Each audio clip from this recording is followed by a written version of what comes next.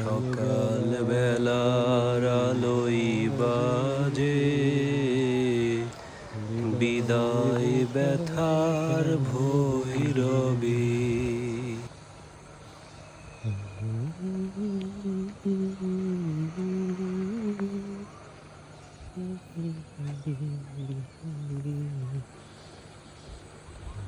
সকালবেলা হাঁটতে এসছি মাঠের দিকে, গ্রামের রাস্তা ধরে।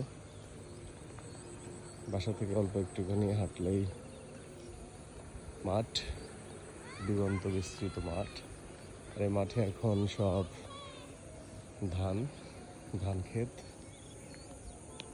দেখেন চারিদিকে এখনো কুয়াশা হয়ে রয়েছে সকালবেলাতে।